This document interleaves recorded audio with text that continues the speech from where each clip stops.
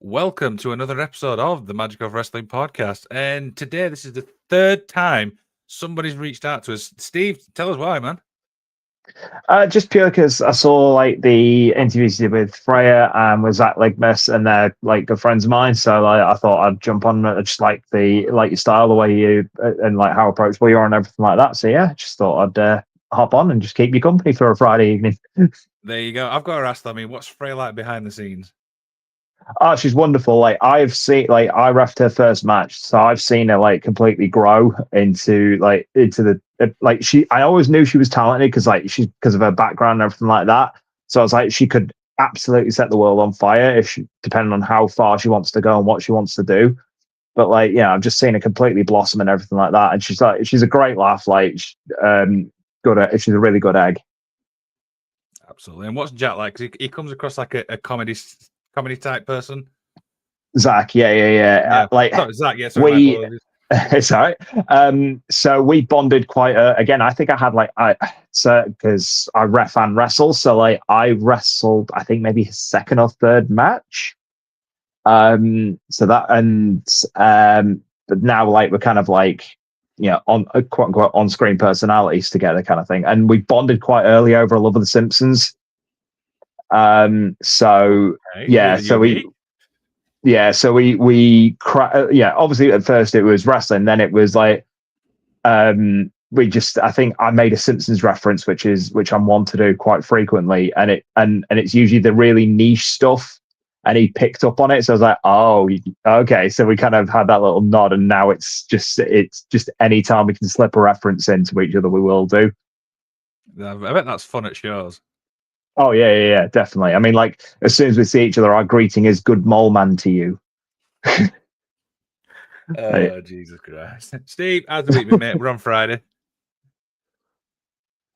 Yeah, it's been a week. Like just because me shoot job and everything like that, it's a bit tough. But also I've been to a concert this week as well, and gearing up for another one on Sunday, and then going on holiday in a week's time. So it's all a bit full on, at the moment. You've got shitloads basically planned for the rest of the year. Is that what you're saying? Yeah. I mean, I suppose one thing though, man, keeps you busy, right? Yeah. So it keeps me out of trouble, and like I'm just enjoying life. It's I'm 40 in 3 months, so I'm just doing what I can to kind of enjoy it before all the wheels fall off and my back gives up completely and whatever else. I mean, not many people I speak to do refereeing and wrestling, man. I mean, how did this all come about? So obviously, I mean, I grew up in rural Yorkshire, as you could probably guess from the accent. So I grew up in Whitby, coastal town. It's the back end of nowhere, bit of a one horse town. So and growing up in the coming of age in like the late 90s, early 2000s, British wrestling, it wasn't dead because obviously FWA was around and everything like that, but it wasn't what the powerhouse it is now by any stretch. And yeah, wrestling was the dream for me. It was the absolute dream, but there was just no wrestling schools. I didn't even know wrestling schools were a thing. It was a case of like I'd seen the I wish I could remember the British Uprising show from FWA that was like Doug Williams, Eddie Guerrero, Jerry Lynn, Johnny Storm, Jody Fleisch, all the mainstays and the greats. And so I was like, and it wasn't necessarily that, but that was definitely a good catalyst as to why I wanted to get into wrestling. So I was like, well, there's all these British wrestlers on this show. There must be a way to get into it. And a bit of research and whatever. And so I was like, well, FWA, that's the place. Let's look into that. And it was the school was Portsmouth. So the complete other end of the country. It's not happening, So I kind of put that on the back burner. Then, and I always leave this part of the story out really whenever I talk about getting into wrestling. I did backyard for a bit. I grew up on a farm, so I had a lot of space to work with.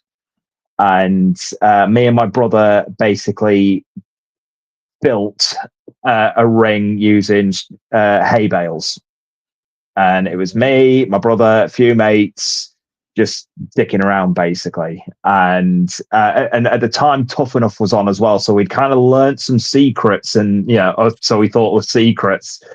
And the what was it called? The Secrets of Wrestling Exposed or whatever it was, with all the guys under masks and everything like that, protecting their identities. And so that was on. So we'd learned we thought we were smart, and so we were wise to the business. So we were like, okay, let's give this a go and everything like that. And so we kind of brought our WWF No Mercy 64 characters to life and all that kind of caper and whatever. But then, so that was the closest. I thought, this is the closest I'm going to get. I'll kill myself, wrestling on the farm and everything like that.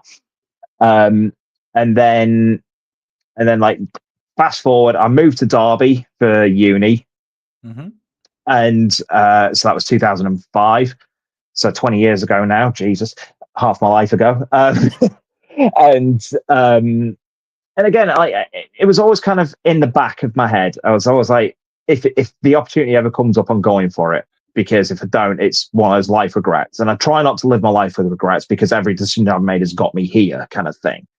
So, but I always knew if I didn't give the childhood dream a chance, then I would have a bit of bitterness left in me. And again, I'm just scouting around, Googling around. And I was like, oh, I saw there was something in Nottingham. I was like, oh, that's a bus ride away. I can do Nottingham. But it was a dead link. So I was like, okay, cool. No problem. That was maybe something that flash in the pan that came and went. And then the original incarnation of 1PW. Oh, here we go. Yeah. they were running a weekend camp in Bolby. And I only know this because it's come up on my Facebook memories today. I've tried to block this weekend from my memory, but as horrible as it sounds, but they were running a weekend camp. So I thought, I'll give it a go. Well, I've figured out how to get there, everything like that. But I hadn't figured out, because they said, oh, you can sleep at the gym. I was like, cool, I'll just do that then. No problem. So I packed a bag. It was Keith Meyer and a guy called Tommy Boyce running the camp for the weekend. And I was the only one that was planning to sleep at the gym, apparently, because it was everyone that was kind of local. And then there were two lads who traveled from I don't know where. But basically they said, because you're the only one wanting to sleep at the gym, we can't have you here. So figure it out. I was like, great. But thankfully I'd palled up with these two lads. They were like, well, we've got a little travel lodge nearby. Come sleep on the floor. So cool, whatever. So I did that. And like, they basically let us do a battle royal at the end of the weekend. And that was that, the dream died there, kind of thing. So I was like, at least I've tried. So that was like 2007, 2008, something like that. Then 2012, I was watching, this is pre-WWE Network, but I was watching something, one of the documentary DVDs or something like that. I feel like it was the Hardy Boys one, the 2-disc one, where like one disc was about Matt, one disc was about Jeff. And I was like, I need to give this a go. I need one more chance at this. So again, straight back on Google. And again, I saw, wrestling school in Nottingham. Okay, let's have a look. And the link worked. Working website, everything like that. There was even promoting a show that was coming up a couple of weeks' time or something. So I was like, brilliant. Yeah. And I sent off this dead formal email to Styx. I was like, dear sir, I am interested in becoming a professional wrestler. Blah, blah, blah. Yeah, it was dead formal. And I don't know why, because I thought, I treated it like I was applying for a job. For some reason, I don't know what devil took me there, but and it was the reply was so informal. It was just like, yeah, man, pop along tomorrow if you're free. School class at 4:30. I was like, oh, okay, cool, like kind of thing. Yeah, just asked what I needed to bring and whatever. So then I rock up to a place called Gym Combat. It's no longer standing. It's now been paved over for the new tram tracks around Nottingham. And the place was falling apart. Let's be honest. Like, it housed some gymnastics stuff and like some free weights. And then in the corner of this dingy dark room was the ring. And I was like, oh, like this big holy light shining down on it, even though it was dingy and dark. And that was it. And so I was, and again, I had it in my head of like, because I'd heard all the stories, I'd read the books, everything like that. Be respectful, be respectful. And then, so I was like the first one there as well. So I quick got changed. And then someone walks up. I was like, hello, I'm Steve. Nice to meet you. It's my first time here. And he goes, oh, it's my first time. I was like, oh, great stuff. Start together then. Lovely. Another guy walks in. He's done more time than me. Everything, be polite, be courteous.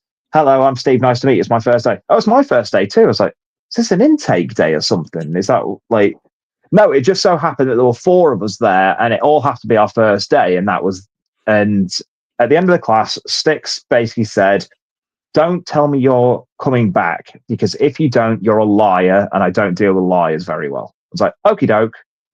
I pulled him aside and I said, I'm not telling you I'm coming back, but I am coming back. It won't be next week because next week's my birthday.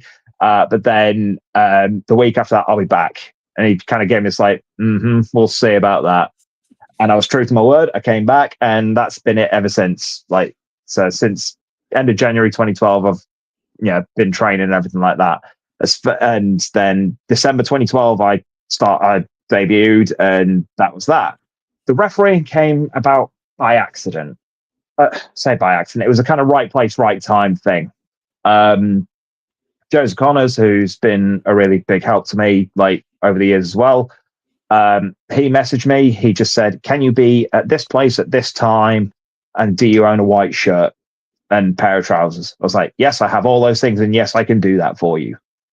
And that was it. I just met up and got in the car. And he said, "You've probably gathered, but you're refereeing. We're off to Blackpool." I was like, "Okay." And what he didn't tell me, because I was and still am quite prone to kind of psyching myself out of things and letting like moments overwhelm me. So whether Joe knew that or not, I don't know, but he didn't tell me it was Blackpool Tower Circus. Ooh. So that was my refereeing debut, was at Blackpool Tower Circus for Mega Slam. I did an okay job, as best I could for someone refereeing for the first time.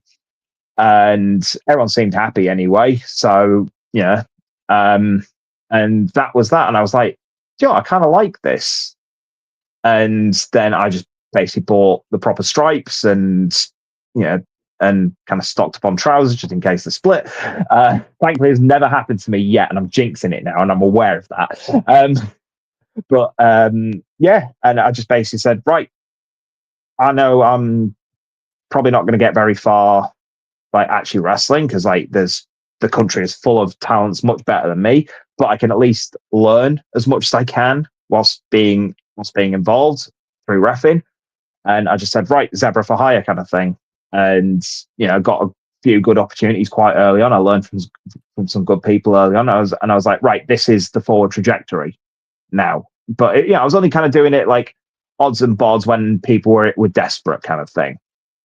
And then I went down with a back injury in like 2016, 2017, I think it was. And it still bothers me now, unfortunately, this back injury. It still kind of niggles every so often, but I've learned to kind of get it under control and everything like that. I've got a really good chiropractor as well, which helps massively. And so that's when I really kind of put everything into it. It was like, I can't wrestle, but I can still do this. I can still ref. So Zebra fully for hire now kind of thing. And again, got some really good opportunities and made some good connections and everything like that. And that was that. And so and then it was just after the pandemic.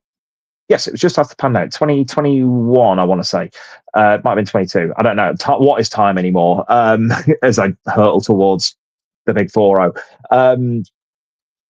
And I was like, right, I think I'm done here with wrestling, because like my back injury just kept flaring up and everything like that. So I was like, I think I'm done here. I was happy with what I'd done, and I was like, right, I'll do a retirement match, and that'll be that. Like, so I got to team with my wife, Harley Harris, and I worked with at the time there were Money Mountain, which was Cash Money Sash, who many people will know, and his tag partner at the time, Gallas. They were like, Sash had a lot of time off from wrestling. He was back, so I was like, it's not so much I felt like I was doing the favor for him, but I thought like he was setting himself up to be like the detestable guy that he is now. Yeah, he was fully on the way to it. It's like, if I can have a small part in that, great stuff. It helps him.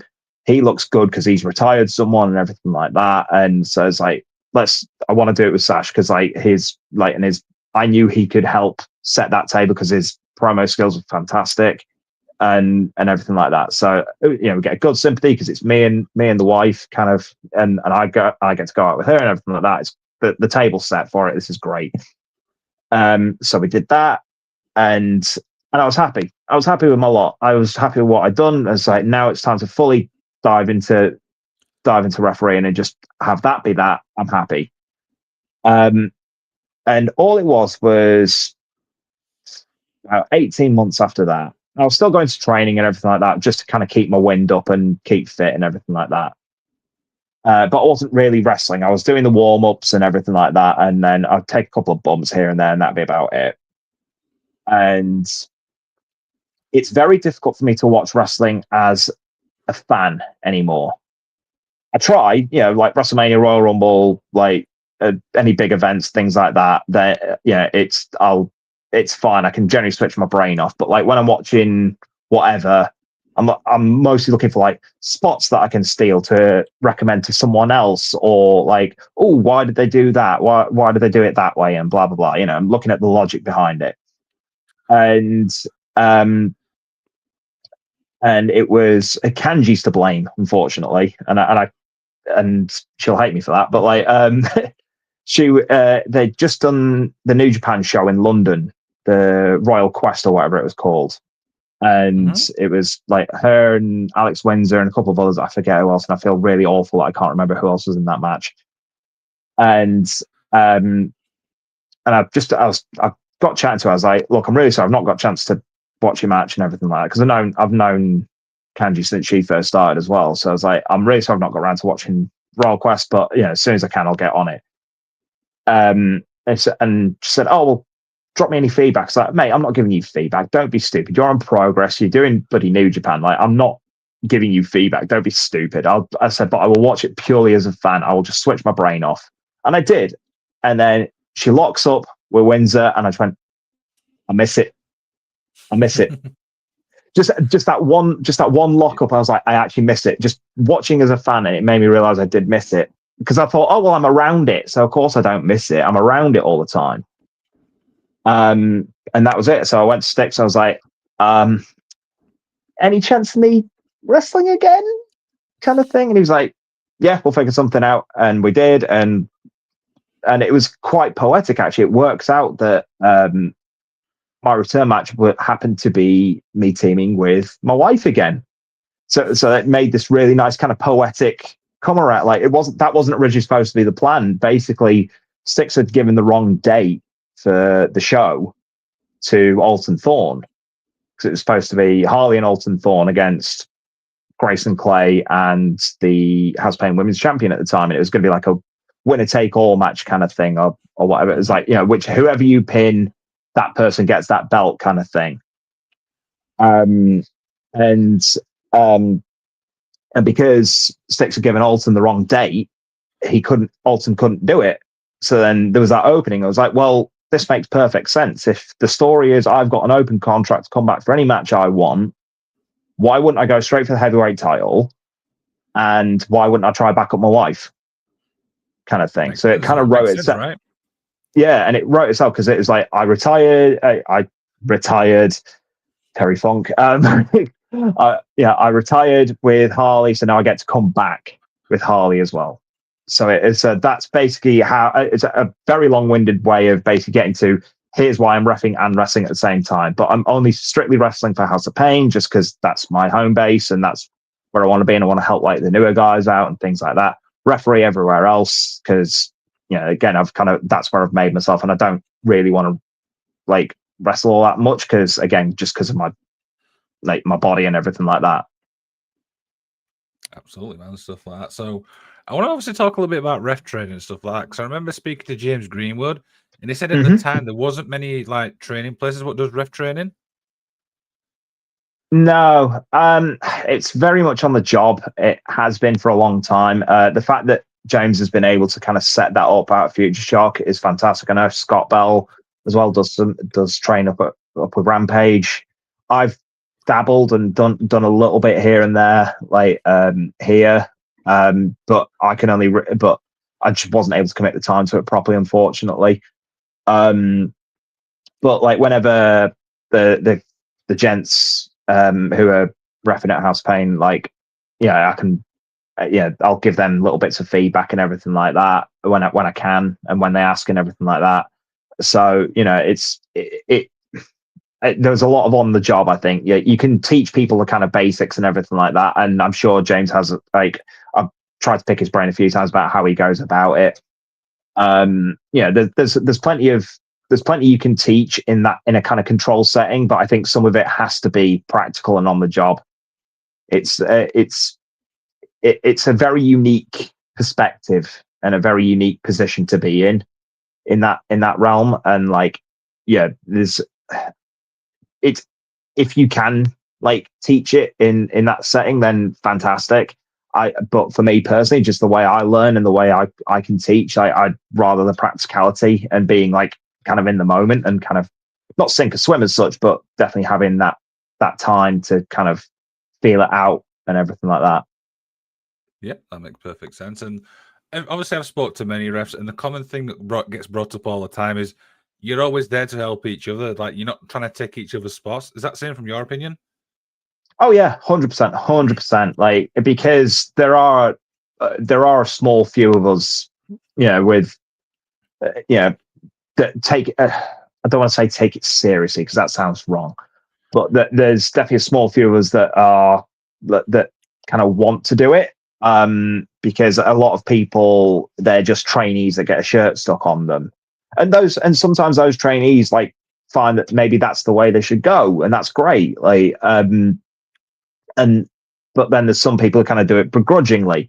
So we know that we're kind of got to help each other a lot as far as like support. Like, there's been times where companies have reached out to me and I've not been available. So I've basically brought out the Rolodex and gone, contact this person, this person, this person, this person. Like they'll help you. Or like, even if like, someone's contacted me and said, oh, are you available? I was like, yes. Are you, can I bring this person with me? Can I bring Lilith with me? Have you reached out to Neil Ayrton? Have you reached out to Lee? Have you reached out to Scott, whoever it may be as well, just to kind of help out? Because it's always good to have two refs on site just in case something goes horribly, horribly wrong, Absolutely, and stuff like that. I mean, what's the ref community like? I mean, the whole community in the ref side? In my experience, it's been nothing but positive. Like, because again, there is that weird kind of camaraderie because we're the lesser breed, as it were. Like there's only a few of us, at least as far as like my skewed view into it and everything like that. There's a small few of us that are everywhere, and so we know we've got to kind of look out for each other a bit and make sure that we and everything like that. It's whereas like and again, this sounds bad, but it's not. Like there's a lot of wrestlers in this country, but there's only realistically, as far as like the committed, the dedicated ones, there's only a few referees. So we're always going to help each other out and say like recommend each other to places. Absolutely, and stuff like that. So for obviously people watching this and stuff like that, what's one thing that fans will never understand when it comes to reffing? I think a lot of the common misconception is we're just there to count. Like, and that is absolutely part of it. We're there to count the three. We're like, I see us as the magician's assistant. Like, the wrestlers are the magicians. They're doing the illusions and everything like that, but we're making sure that illusion pulls off smoothly. And be it through, because I mean, at the end of the day, like in a general sense, let's say an elevation show, for instance. Like if it's myself and Lilith or Danny Marks there, we're constantly communicating. Like, we've got earpieces, we're talking to each other, we're timing the matches out, we're making sure that, like, if God forbid a wrestler takes a horrible bump, we're making sure they're okay, and we're first line of defense, and like I like to believe that we're also like the last thing that kind of blurs the line for the audience. It's like what's real and what's I won't use the F word, but like kind of You can where swear. that kind of the word that rhymes with rake. Okay. Okay. Yeah. I'm always indifferent about that word. I don't know, but yeah. But yeah, it's kind of we're still blurring the lines as to its legitimacy and everything like that. Absolutely. I mean, I've spoken to so many refs and stuff like that. And again, another thing that gets brought up is the health and safety aspect. You know what I mean? You're there. Mm-hmm. If a wrestler gets injured, you know what I mean? You've got to make that call. Do you know what I mean? Because you don't want to make that injury worse. Yeah, absolutely. And I mean, like, because I work in deathmatch as well, and it's very much we've got to save each other from ourselves sometimes. As much as we all want the most spectacular match we can do and everything like that, sometimes you just got to say, take it home. Like I've been very fortunate in that I've only had to call two matches off because of injury, and I've had to basically call one match to rush to just finish the match. Like, one was a shoulder injury, one was a concussion. Well, I feared a concussion. Thankfully, it wasn't, but it was a bit touch and go for a second. And the other one was someone had hurt their neck, and and I think they'd kind of lost motion for a split second. So it's like, just pin him, just pin him, just pin him, kind of thing. Like, we'll deal with it after, kind of thing. So I've been very fortunate in that respect. But yeah, it's constant being in communication and just looking out for each other. Because again, we've all got to make money, in this business somehow or other, and we've got to look out for each other to make sure that happens. Absolutely. And when it comes to obviously concussion, obviously I just want to pick your brain a bit here. Have you got a protocol obviously to follow for stuff like that? Obviously, when the health and safety side. So we generally will use some sort of for me personally, the way I do it is through the squeeze. So I will just put a finger or two in the hand. If they squeeze me, I know they're okay, and we can. And if they fail that, just because they don't necessarily know that, I will tell people, like, hey, if I'm worried about you, I'll do this. Squeeze me back, let me know you're okay. If I've not had a chance to communicate that to someone, or they just don't know, because every ref's different. Most refs are different in that regard. I'll just ask them something, just a very basic question that should hopefully gain a response, and so that I know they're kind of in the moment and present and everything like that, and everything's good. If the one time I had to call what I feared was concussion, like, I got no response and everything like that. So I just threw the X up and just called for the bell and just called the match, because I didn't want to take that risk. And it's, thankfully they were okay. They just got knocked a bit silly, which in itself, I guess, is a very, very low level concussion. But like, it's a case of just not taking chances in that regard, because again, it's not worth someone's health or someone's well-being at the end of the day. Absolutely. So, sticking obviously with the ref thing a little bit, have you ever faced criticism obviously in refereeing? Yeah.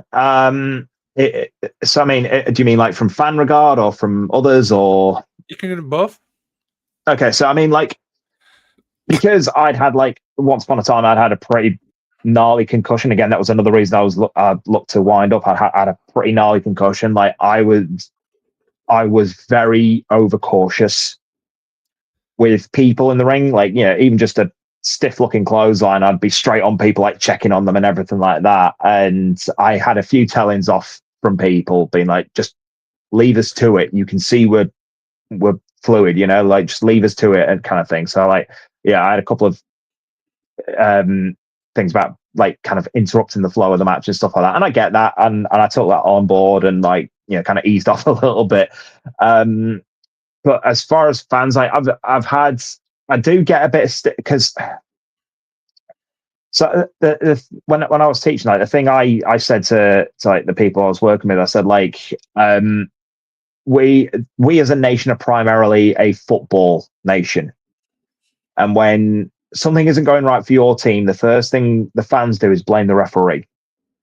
Mm-hmm. So, and sometimes, and I mean, it's a bit of a blessing, really, is that when if the crowd is so invested that when something, the villain's cheating behind the referee's back, especially in like a tag team match, something like that. We've all planned this out. We're all working together on this, but for some reason the crowd can't grasp that. They think I'm just bad at my job when actually I think I'm being good at my job in this moment.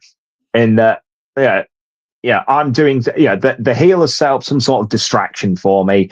I'm dealing with said distraction whilst they do some villainy, something villainous behind my back. And in one particular company, I won't name them, but I've had some horrific abuse from them on what's a family show, and there's been F's and Jeffs and C words and all sorts thrown in my direction. Wow. Just because, I've been called a homophobic slur there before. Oh no. So yeah. And that one was a really weird one. So it was this big like hardcore brawl. It was like a 6-way hardcore brawl thing. So like there's not a lot of space to operate. We're doing the best we can. We've got 2 refs out there, and what had happened was one of the girls was bleeding. So I was checking on her, make sure she was okay, everything like that, and she got in. It was flowing quite, I'd say quite nicely, but from a visual perspective, it was flowing really well. But like from a safety standpoint, I'm like, oh dear, this could end badly if I'm not on top of this kind of thing. And so I was checking on her, make sure she could see because it was getting in her eyes. And this guy in the crowd shouts, "Oi, ref, turn around, you effing F word, homophobic slur," because there was a pin happening in the ring. Mm-hmm. So I'm on the outside dealing with this person. I turn around and the other referee is just looking at the pin, not doing anything. So I'm like, "What are you doing? What are you doing?" And so I quickly run over and count this pin, and I knew it wasn't the finish anyway, but like it's just like, again, like but it was good in a way. I don't take it too much to heart because at least the crowd is so invested that they want the ref to be on top of these things and whatever. And I've been just because the baby face isn't winning, I'm the problem. And unfortunately, like I feel bad sometimes for the heels in that regard sometimes, because like they're doing their job to get heat and to get the negative response and everything like that.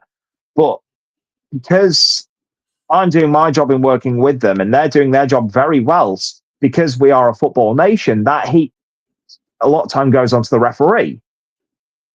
And I mean, thankfully, most fans see through it and they're kind of like, "Oh no, what a rascal him! Oh, look what he's done. He's distracting the referee there," kind of thing, But in a couple of places I've worked, like that heat has come down on like me or like the other refs and things like that. Like, and it's just and it's really, and I don't want to disparage anyone, but it's really disheartening when I know I'm a better referee than the person I'm working with that night, and they're chanting for the other referee to come out and finish the match. And I'm like, really? You want him to come out? Okay. Well, he's going to fall for the same trick. He's going to fall for the same tricks because that's the job we're here to do.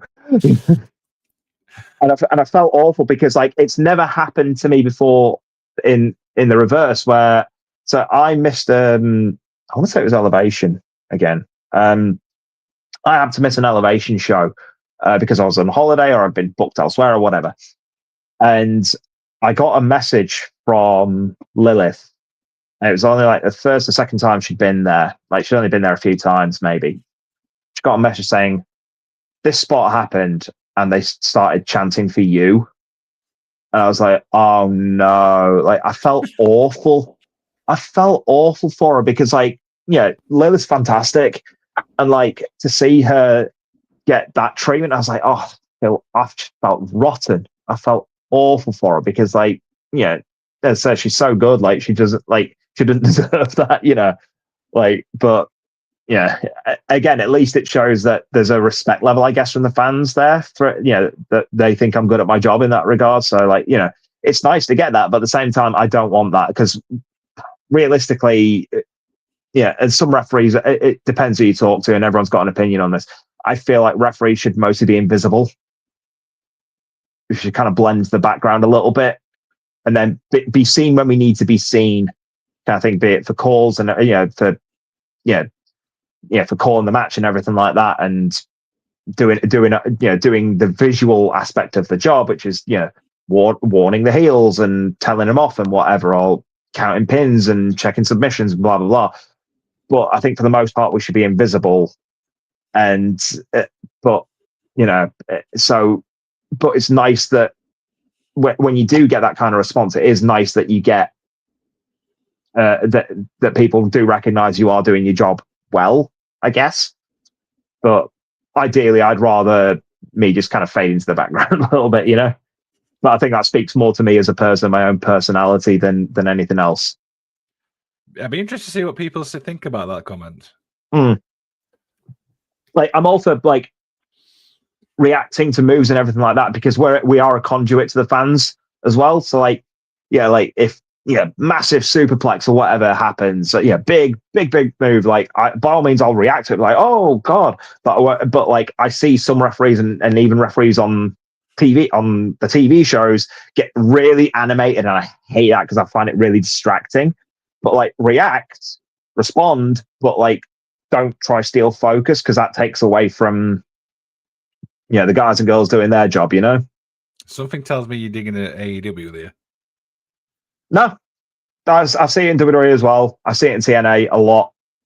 But yes, there are two certain people in AEW that spring immediately to mind. Yes. Yeah. One, Scott Bell's very good friend, and he's going to kill me for saying that. And stuff like that. So I want to obviously talk about the talent pool from Elevation, because there's some incredible people there. I mean, Freya's one, Riley Nova, Ashley Vega. Tell us a little bit about the talent pool here.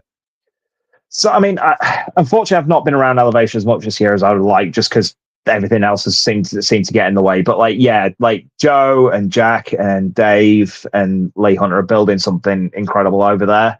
Like, because there's an incredible wealth of knowledge, and I mean, like, but they can only pass on the knowledge that they've been given from other places as well. Joe and Jack have been very fortunate that they got it from some of the best minds ever, from WWE and everything like that.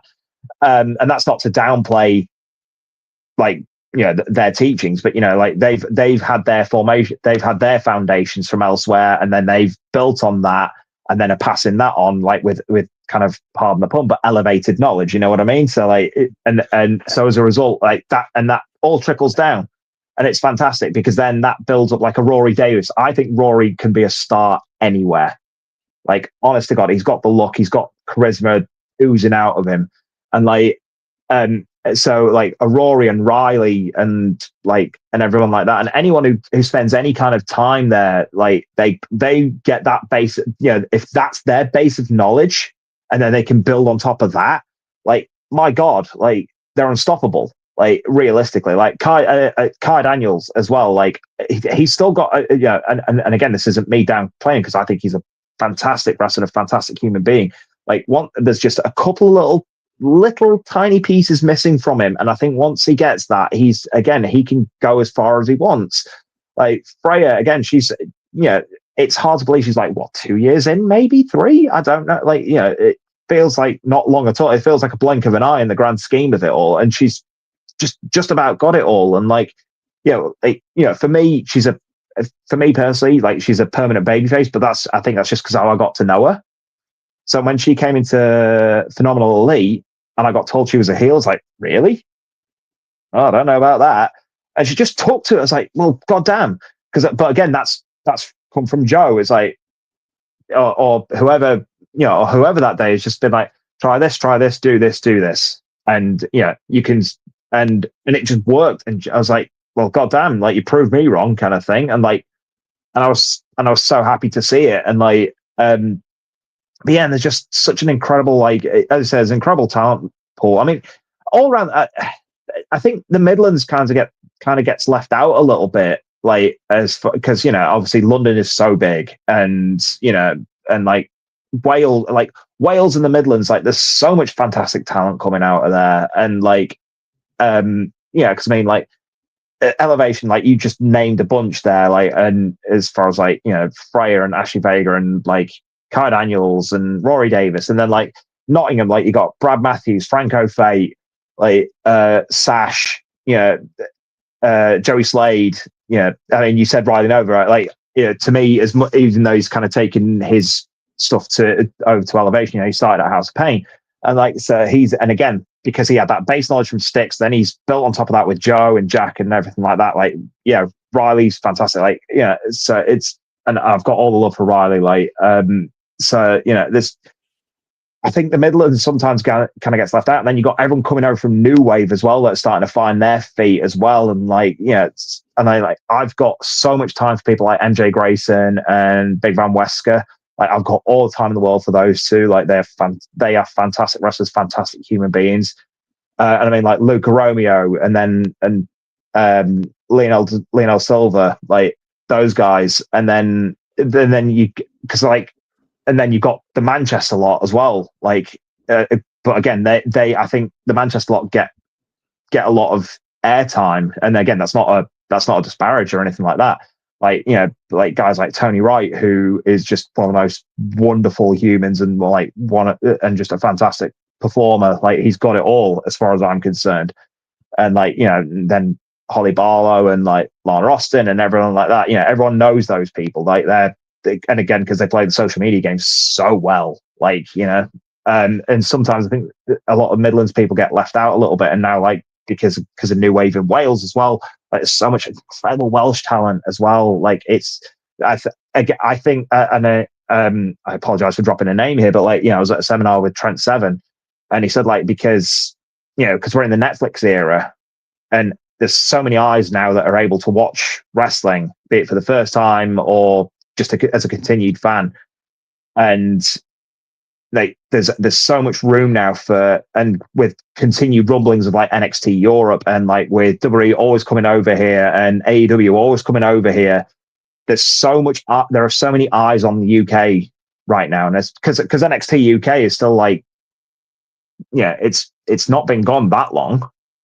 so there's still a lot of people that kind of are familiar with it, so there's still those kind of remaining eyes on it. And then you got guys like Leon Slater going out, setting the world on fire, Doris. So there's continued eyes on the UK scene, Absolutely. One thing I like about the UK scene, you might be able to obviously pipe up on this as well, is you're always discovering somebody new every single week. Do you know what I mean? You're finding a wrestler, you're like, oh, this. I'll give you an example, Sax. I'm like, oh, there's Sax. And then you go down the route where she's training. It's just like that constantly.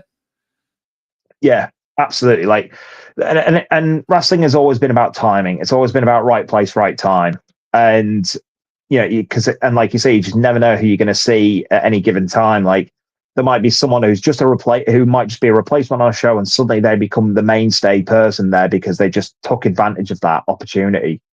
Like, it's just, there's just such an amazing swell, and there's such an amazing like talent pool, and there's just such an amazing like, again, like basis for knowledge and learning here.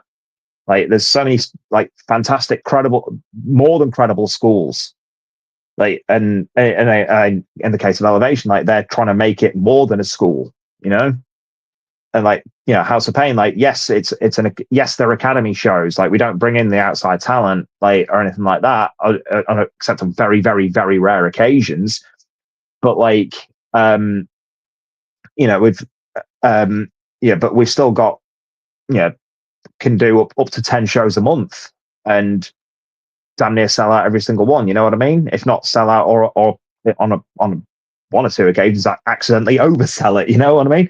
So, it's there's always going to be someone that you see for the first time, or someone's reinvented themselves, and it feels like you're seeing them for the first time, or they've struck onto something that finally works, and again it feels like you're seeing for the first time, and then they just catch fire, and it's just because there's so much, there are so many opportunities here, that it feels like there's new companies setting up all the time.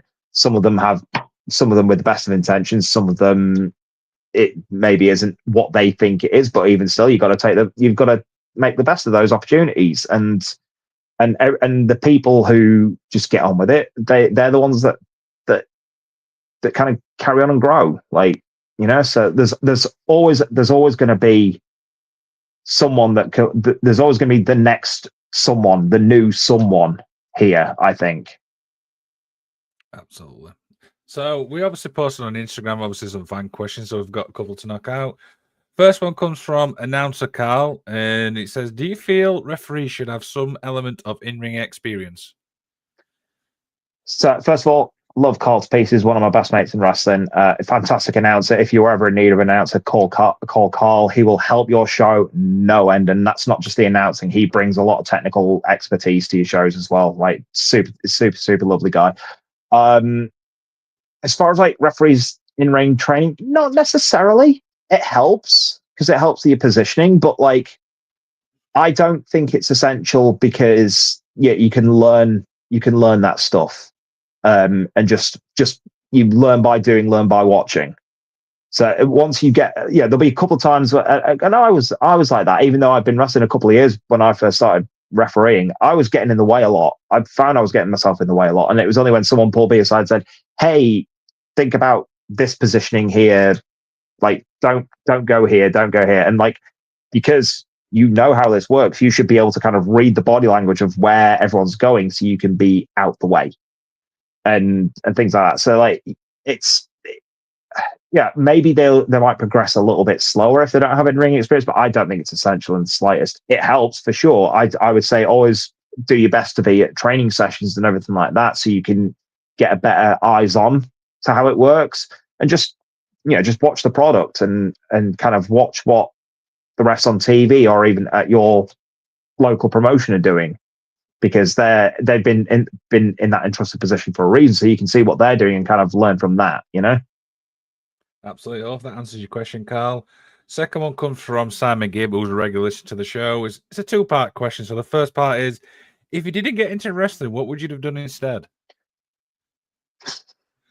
I don't know. I genuinely don't know. I'd just be, slave to the wage, I think. I would have found something, but I don't know. I maybe would have given drama a try or something like that. Because I did drama at A level and stuff like that, and I did creative writing at uni, so maybe I would have done something there. But with wrestling, I get to do all that, so I maybe would have found some sort of creative outlet. But otherwise, I genuinely don't know. And the second part, and he asks us this every single time, is go-to cheat meals. Every day's a cheat meal. I will openly admit my diet is atrocious. But because I get to be quite active at work, as long as I plan my day properly, and I'm quite regular in the gym. Thankfully I've kind of staved it off. But I am a sucker for a good meat feast pizza or a dirty cheeseburger. Now we're talking. I am a sucker for a good meat feast or a dirty cheeseburger. Me and the wife have a regular place we order from, and if I were to hold up their double cheeseburger in front of you, you would think you are destined for food poisoning. But I have never had a bad experience in that place, and I'm very much a pizza man, very very much a pizza man. You can't beat it. So, a few little more questions, mate. We'll obviously begin to wind down. Like I said, you've done so much and stuff like that. I mean, what's the goal, obviously, for you now, obviously, for the rest of the year going into 2026? I just want to stay busy. I think I've hit the balance right. This year's been a weird transition period, because I've finally hitting my stride, like again with wrestling. Maybe I'm arguably putting out my best work as a wrestler at the moment. But then because my social media, which was dedicated to being the referee, was getting wrestling stuff put on it, I think people were getting confused as to what I was actually up to. So I've kind of split that in half now. So I've got 2 pages now, which is a bit of a nightmare to kind of balance, but at the same time, make it work.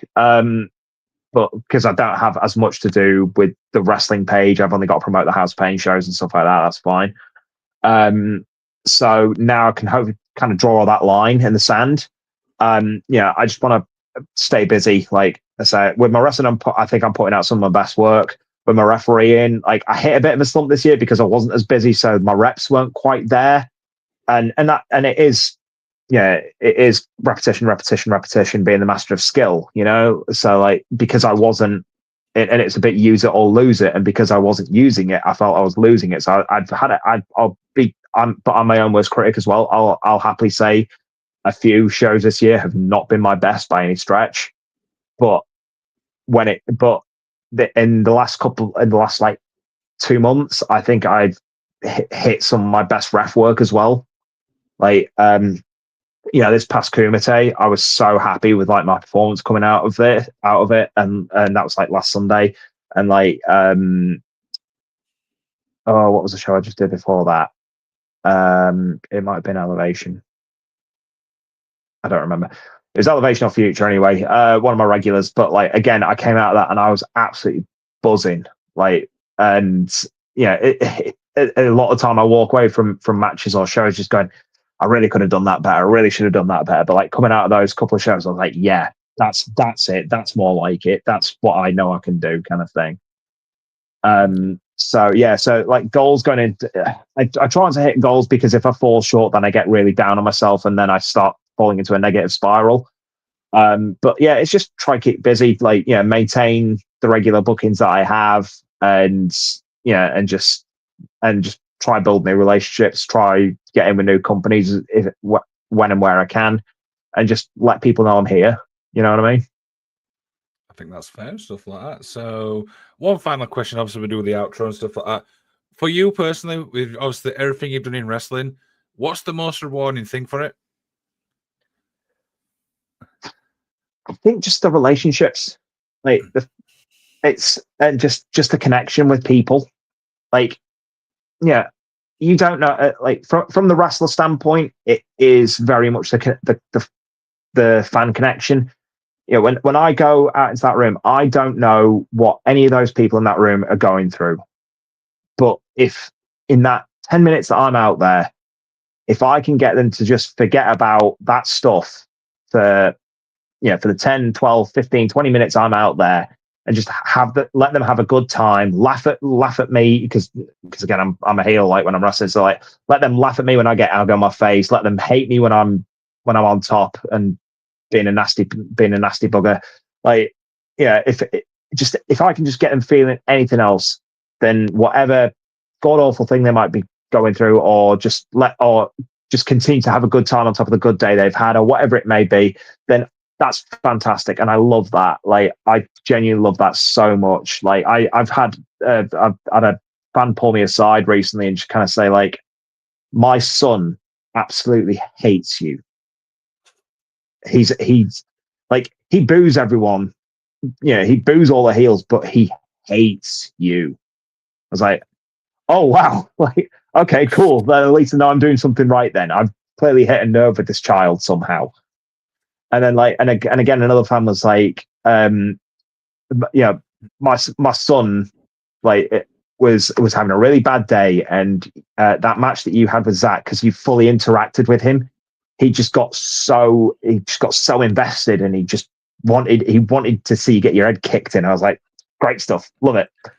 But as far as, yeah, absolutely. But like from a referee standpoint, again, it's building the relationships, and just building friendships, and again, just enjoying it. Like, that's the most rewarding thing for me, is like knowing that people trust me enough, like to look after them, to look after their show and everything like that, and is wonderful. Like, when I get a new booking or anything like that, that means that they've seen my work, or I've been recommended to them, which kind of shows that someone out there likes me enough to kind of, to trust me with that. And I mean, like, and in deathmatch as well, like, Christ, like, we are very much front and center of making sure everyone, stays alive, quite frankly. Yeah.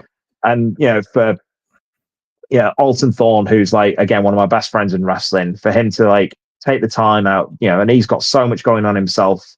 Like, he's gearing up to go to bloody Australia for like one of the biggest deathmatch tournaments in the world. And like for him to just take a time out, after Kumite the other day and say, you are up there as like probably one of the premier deathmatch referees in this country. Like, you've been front and center of like two of the main deathmatch companies in the UK. Like that should say something to you. And I know that he means it. And he was just trying to, because I was being negative on like a small aspect of his match, and he was like, "Mate, what the are you talking about?" Like, and he's very good at giving me solid reality checks. And I really appreciate that. And again, that's not something I don't think I would have had without being there and reffing a lot of his matches and gaining that trust with him. And there's so many like incredible talent who will say, "I'm so glad you're here." Like when they see me walk in the changing rooms and everything like that, and it's and again, I don't take that for granted. I try not to, like. And it makes it sound like I'm boasting, but I'm not. Like, it's a wonderful feeling that like people view me that way, because I struggle to view myself that way, quite frankly. That I could be anyone's kind of like little guardian angel for a night. You know what I mean? Like, that people are happy to see me. Because as you can probably tell, I'm not the most like outgoing person. I'm not the most like confident person in the world, but like when people feel like they can trust me and that they can like rely on me, like that's the reward for me, that like that they trust me with that. That's an incredible thing to end on and stuff like that. So, Steve, you may have seen a QR code above you the entire time. Mm-hmm. So, for people listening, do you know what I mean? If you scan that QR code, that will take to Steve's obviously referee Instagram. You can go drop him a follow, support him. Do you put most of like your refereeing stuff on that, I presume? Yeah. So I've got my Instagram for my refereeing is at Steve Dean Refs, and then if you want to see my wrestling content, that's at TJ Dean Wrestles. So, yeah. Absolutely. So what we'll do is we'll put all links obviously in the description as well, so people can go and support you one way or another. How's that? Yeah, that's brilliant. Yeah. Awesome. What shows you got coming up? So tomorrow, which is the 25th, I don't know what day it is. So tomorrow I'm at Future Wrestling in Sutton and Ashfield for the Halloween house party. Then I am on holiday next week, so I won't be at shows for the 1st of November, 2nd November, or the following week. But then I have Future again on the 22nd of November, refereeing Elevation the following week, 29th and 30th of November. And then see any of my wrestling, it'll be House of Pain somewhere in the midst of all that of November, and I can't remember what I've got coming up in December. But obviously, people can find that obviously all on your Instagrams and stuff like that, I presume. Yeah. Oh, I'm always posting the stories about what I've got coming up, so yeah, you can always find out what I'm up to. Absolutely, Steve. It's been an absolute pleasure, mate. I hope you've enjoyed yourself today. I certainly have, Liam. Thank you so much for having me, man. Appreciate it. No problem. So everyone I interview gets to do a little outro for this show, so you can say anything you want, you can promote anything you want. Now we'll end the stream. Steve, take it away. So yeah, go follow me on the socials. But I'm on Facebook, I'm on Instagram. I'm trying at Blue Sky, but I'm not very good at it because I don't understand the algorithm. And yeah, just support your local wrestling. Support wrestling, whether it's Netflix, whether it's wherever AEW is, TNA, whatever you like. There is wrestling as an ice cream shop. You will find your flavor. Just enjoy wrestling. That is an incredible thing to end because everyone says that.